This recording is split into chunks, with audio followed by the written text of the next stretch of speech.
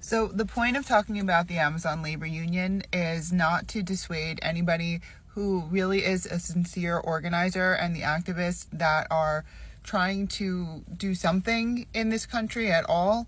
But the point is, let's unpack the story. And there's so many different sides to it.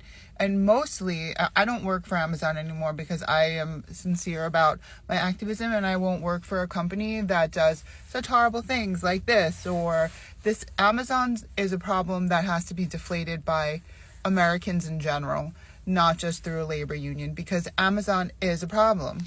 Anybody that works for Amazon currently, go work for Costco. Go work. There's so many other stores that are much better to their employees, and we don't have to deal with algorithms that are taking from small businesses, taking from the vendors, Amazon wants to start charging people for business owners for their carbon usage. Like, what does that even mean, their carbon use? Get real. So Amazon is a big problem, and I don't want anybody, especially younger people, to worry about, okay, well, there's no point in having a union. Of course there is, but there is the Taft-Hartley Act, which we have to discuss as Americans, because that's why it's so hard to form a union, and that's where we come into this aspect of the story. There's so many facets, there's so much to unpack. Let's start at places that are a bit easier to explain, and I'm really going to try to not be ADHD about all this and really explain things as they were,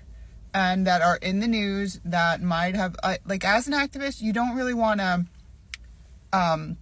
hurt the cause. So you're not going to come out and just start blasting people, because the cause is the cause. The cause is important. So, but it's time to unveil in 2024 the monster. We have to take the Scooby-Doo mask off the Scooby-Doo villain. That's what we're going to have to do.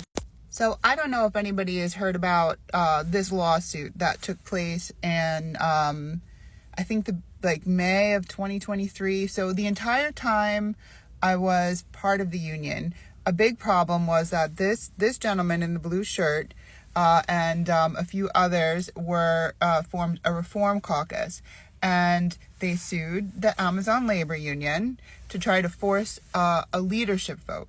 And the truth is that myself and many other just sincere organizers who really cared about having a union at Amazon said, we can mediate this ourselves. We don't need to go to federal court.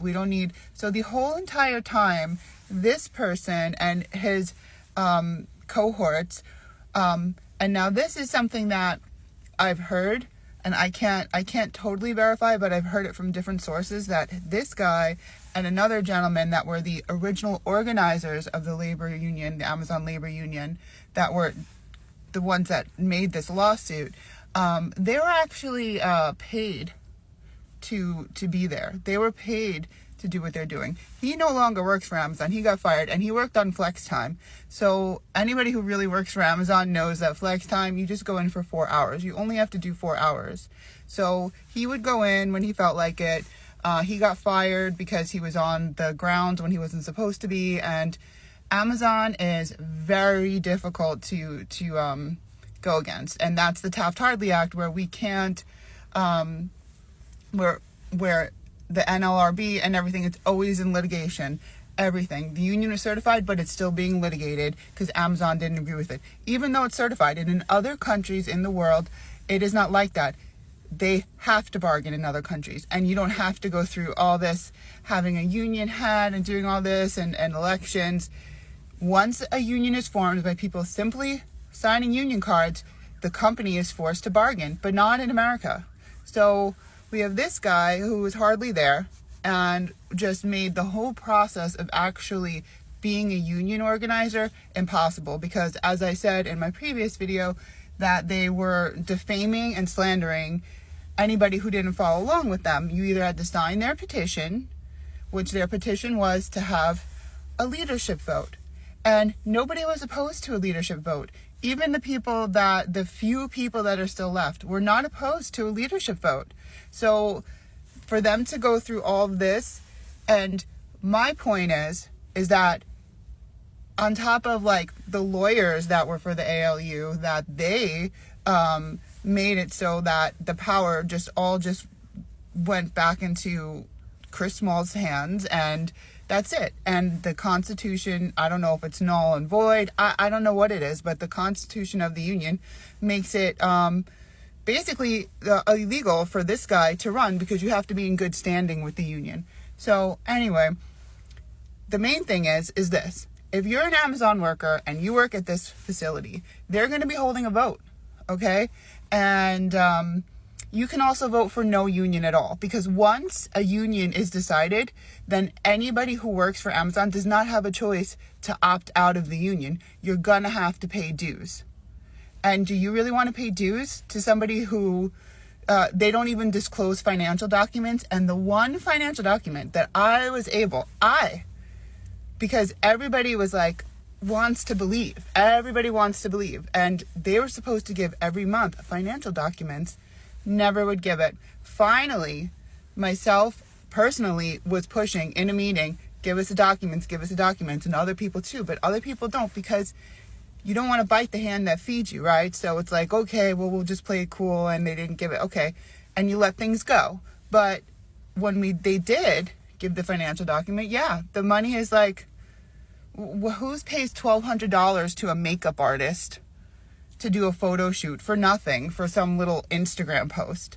It's very suspicious, lots of weird things and that's just one document that was supposed to be coming out every month. We're supposed to get a new one. And so I don't want people to get discouraged, but we're going to have to really face what's going on in this country. And this is the root of it, is that this guy, there's good evidence that he was actually just paid off by I don't know who. Then you have this guy who's just going around the world using money and saying, oh, well, there's no way to trust where your dues are going, and you shouldn't be forced. So if there is an election and anybody has any real courage, then vote for no union, because what's the point of having any union if nobody's going to help? None of them help. None of them. So not this guy. Definitely not this guy. This guy slandered so many people that were just genuinely doing a good job as a representative of the workers in the facility. That's highly needed. I mean, people at Amazon make less money today than they did before the union started. Before the union started, they're making less money. So that should tell you that this is all a game. This is all a game.